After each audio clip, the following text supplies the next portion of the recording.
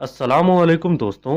आज हम बात करेंगे सल्तनत उस्मानिया के 10वें सुल्तान सुलेमान के बारे में, जिसे मगरिब में दुनिया सुलेमान द मैग्निफिसेंट और मशरिक में सुलेमान अल कानूनी के नाम से जानते हैं। दोस्तों, ये सल्तनत उस्मानिया के अरूज का दौर था। इस वक्त सल्तनत 3 बरआज़मों पर फैली हुई थी, जिनमें एशिया, अफ्रीका और यूरोप शामिल था, और सुल्तान सुलेमान तकरीबन 25 मिलियन लोगों पर बादशाहत कर रहे थे। आप तुर्क सल्तनत के तवील तरीन हुक्मरानी करने वाले बादशाह हैं। 1520 से लेकर 1566 में अपनी वफात तक 46 साल बादशाहत की।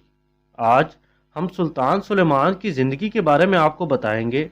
अगर आप हमारे चैनल पर नए हैं तो सब्सक्राइब कर लें और घंटी के निशान को दबा दें, ताकि मज़ीद ऐसी मालूमाती वीडियोस आप तक पहुंचती रहें। तो शुरू करते हैं।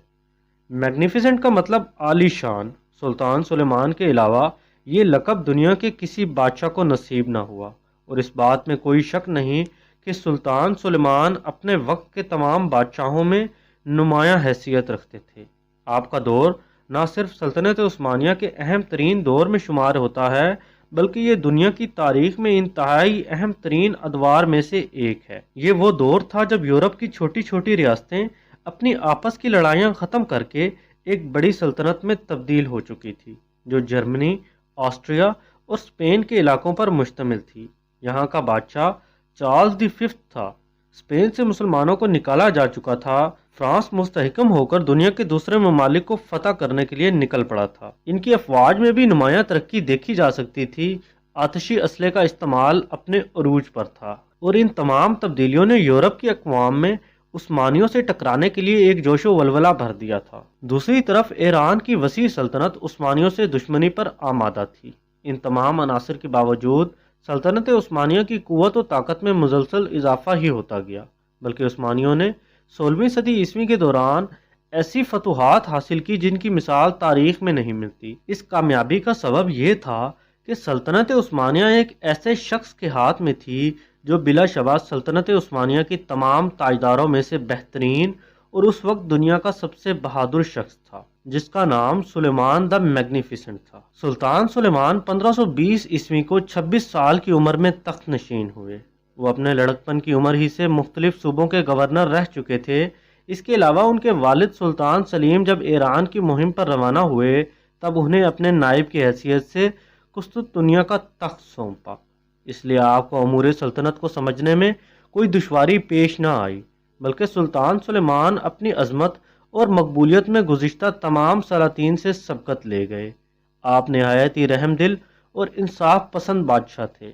आपके वालिद सुल्तान सलीम ने लोगों के साथ बहुत जुल्म और ज़्यादती बरती, लेकिन आपने अदलो इंसाफ से मबनी सलूक किया।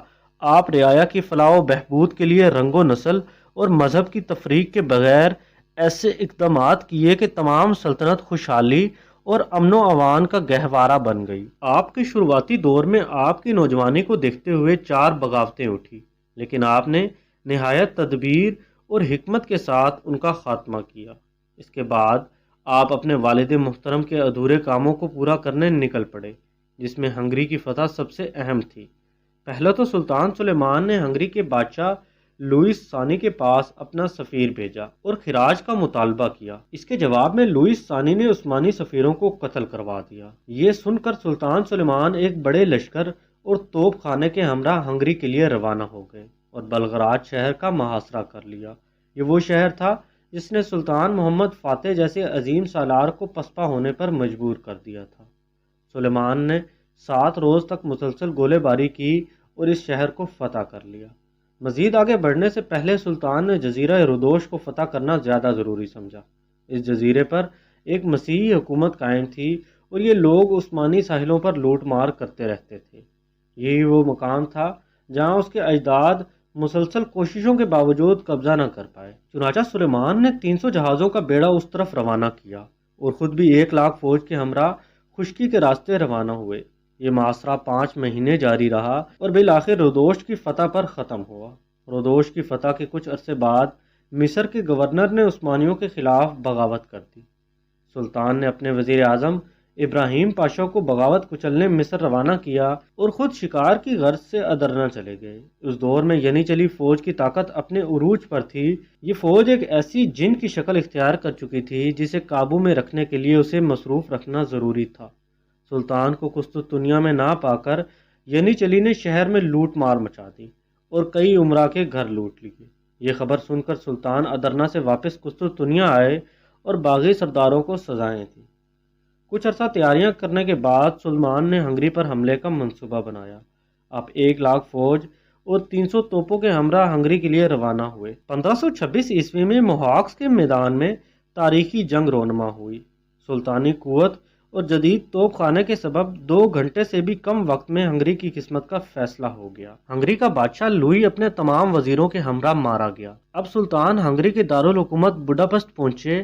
کیونکہ ہنگری کے بادشاہ کی کوئی اولاد نہ تھی، اس لیے سلطان سلیمان نے ہنگری کے ایک امیر کاؤنٹ زپولیا کو تخت پر فائز کیا اور خود قسطنطنیہ واپس لوٹ آئے۔ کچھ عرصے بعد ہنگری میں خانہ جنگی شروع ہو گئی۔ آسٹریا کے فرما روا فرڈینینڈ نے کاؤنٹ زپولیا کو تخت سے ہٹا کر سلطان سلیمان کو خط لکھا کہ وہ بلغراد اور تمام دوسرے شہر اسے واپس کر دیں۔ اب سلطان سلیمان 2,50,000 لشکر اور 300 توپوں کے ہمراہ ہنگری کے دارالحکومت بڈاپسٹ پہنچے اور فرڈینینڈ کو عبرت ناک شکست سے دوچار واپس زپولیا کو تخت پر بٹھایا۔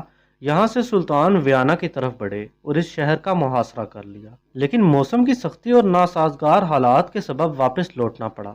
3 سال بعد سلطان ایک مرتبہ پھر ایک بڑی فوج لے کر ہنگری کی جانب روانہ ہوئے اور اس مرتبہ ہنگری کو مستقل طور پر اپنی حکومت کا حصہ بنا لیا اور ساتھ ساتھ آسٹریا کو بھی فتح کر لیا۔ قریب تھا کہ عثمانی سارا یورپ فتح کر لیتے، لیکن اس وقت سلطان سلیمان کو ایران کی جانب متوجہ ہونا پڑا۔ آپ 1534 میں ایک بڑی فوج لے کر ایران کی مہم پر روانہ ہوئے۔ سب سے پہلے تبریز، پھر موصل اور پھر بغداد پر قبضہ کیا۔ ایران کی کوئی طاقت عثمانیوں کے سامنے ٹک نہ پائی۔ یوں سلطان نے عراق اور آرمینیا کا کافی علاقہ فتح کرنے کے بعد واپس روانہ ہوئے۔ زمینی فوج کے اعتبار سے دنیا کا کوئی ملک عثمانیوں کی برابری نہیں کر سکتا تھا۔ دوسری طرف عثمانیوں کی بحری طاقت بھی روز بروز بڑھتی جا رہی تھی۔ عثمانیوں کا بحری بیڑا نہایت طاقتور تھا، لیکن ان کے پاس بحری تجربہ رکھنے والے افراد کی کمی تھی۔ اسی دور میں ایک شخص خیر الدین باربروسا رونما ہوئے۔ یورپی تاریخ دان آپ کو بحری قزاق یعنی سمندری ڈاکو سے تشبیہ دیتے ہیں، لیکن حقیقت میں آپ اسپین سے نکالے گئے مسلمانوں میں سے ایک تھے اور یورپ کے خلاف جہادی کارروائیاں کرتے رہتے تھے۔ یہ وہی دور تھا جب سلطان سلیمان تخت نشین ہوئے اور آپ کی نظر انتخاب خیر الدین باربروسا پر جا پڑی۔ آپ نے خیر الدین کو قسطنطنیہ طلب کر کے انہیں اپنی بحریہ کا سب سے بڑا عہدہ عطا کیا۔ اب خیر الدین باربروسا کو دنیا کی عظیم ترین طاقت کی پشت پناہی حاصل تھی، سو خیر الدین باربروسا نے عثمانی بیڑے کے دم پر تمام بحرہ روم میں اپنی مہارت کی دھات بٹھا دی۔ آپ تواتر کے ساتھ اسپین، پرتگال اور اٹلی کے ساحلوں پر نہایت کامیاب حملے کرتے تھے۔ ٹیونس کو فتح کرنے کے بعد اس کو بھی عثمانی حکومت میں شامل کر دیا۔ سلطان سلیمان دی میگنیفیسنٹ اور باربروسا کا مقصد صرف ایک تھا کہ شمالی افریقہ کے تمام ساحلوں کو ہسپانیوں اور پرتگالیوں کے قبضے سے پاک کر دیا جائے اور اندلس یعنی اسپین، جسے مسلمانوں کے عظیم فاتح طارق بن زیاد نے فتح کر کے اسلامی سلطنت کا حصہ بنایا تھا، اسے دوبارہ حاصل کیا جائے۔ سلطان سلیمان کی مدد سے خیر الدین پاشا یورپ کے لیے ایک بھیانک خواب ثابت ہوئے، جس کی بارگشت آج تک مغربی ممالک میں سنی جا سکتی ہے۔ ہالی ووڈ کی مشہور film the pyrites of the Caribbean میں دکھایا جانے والا منفی کردار کیپٹن باربروسا بھی در حقیقت خیر الدین باربروسا سے انسپائرڈ ہے۔ سلطان سلیمان کو عالی شان بنانے میں خیر الدین باربروسا کی خدمات ناقابل فراموش ہیں، جن کی بدولت عثمانی سلطنت شمالی افریقہ اور بحرہ روم پر اقتدار حاصل کرنے میں کامیاب رہی۔ 1535 میں شہنشاہ چارلز دی ففتھ اور فرانس کے بادشاہ فرانسس اول میں جنگ چھڑ گئی۔ فرانسس اول نے سلطان سلیمان سے مدد کی درخواست کی۔ اس درخواست کی بنا پر دونوں ممالک کے درمیان ایک معاہدہ تکمیل پا گیا۔ اس معاہدے کے نتیجے میں فرانسیسیوں کو عثمانیوں کی طرف سے کئی مراد دی گئی، جس کے بدلے مستقبل میں شاہ فرانس سلطان سلیمان کے وفادار رہے۔ 1546 میں خیر الدین پاشا کا انتقال ہوا۔ اس دوران آپ نے بحرہ روم میں اتنی طاقت حاصل کر لی تھی کہ یورپ کا سب سے بڑا شہنشاہ چارلز دی ففتھ بھی तनहा आपसे मुकाबले की जुर्रत ना कर सकता था। समंदरों में अपनी हुक्मरानी कायम रखने के लिए जजीरा माल्टा को कब्जा करना नहायत ज़रूरी था।